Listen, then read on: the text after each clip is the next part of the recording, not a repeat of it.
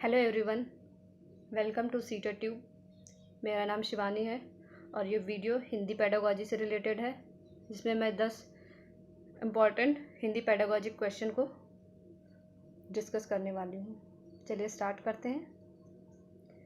First question है, भाषा और विचार के संबंधों की चर्चा में अग्रणी हैं वाइगोत्स्की, पियाजे, स्किनर, चॉम्स्की।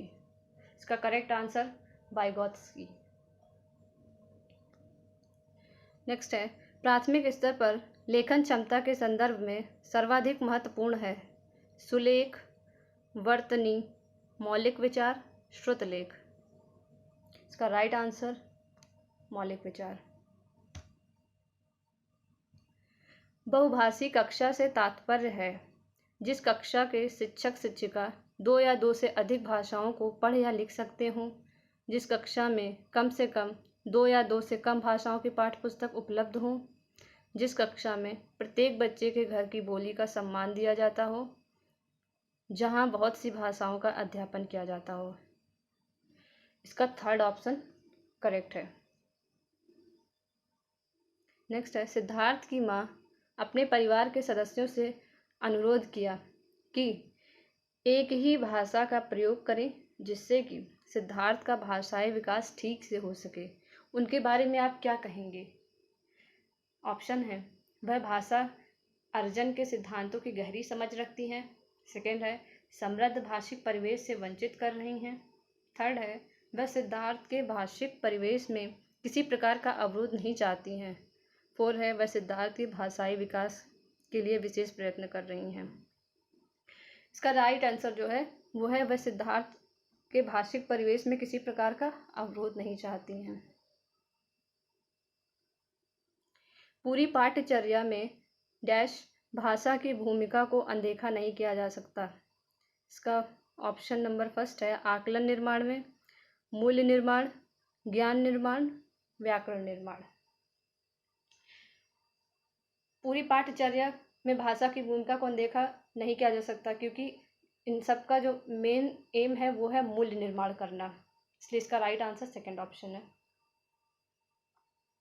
भाषा सीखने का उद्देश्य है प्रत्येक स्थिति में भाषा का प्रयोग कर पाना, आदेश निर्देश दे पाना और सुन पाना।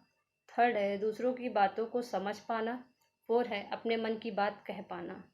देखिए, भाषा सीखने का प्रमुख उद्देश्य होता है कि हम अपनी बात को या अपनी अभिव्यक्ति को कैसे एक दूसरे को बता सकें।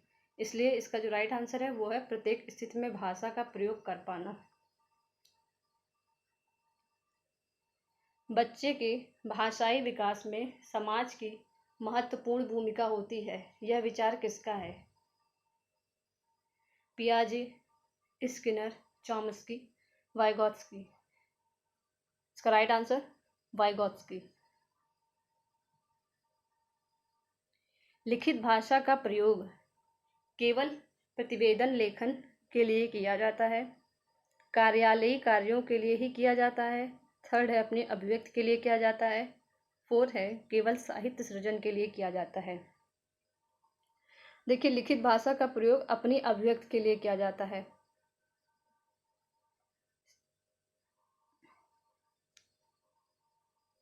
नेक्स्ट है, भाषा का अस्तित्व एवं विकास डैश के बाहर नहीं हो सकता, परिवार, साहित्य, समाज, विद्यालय।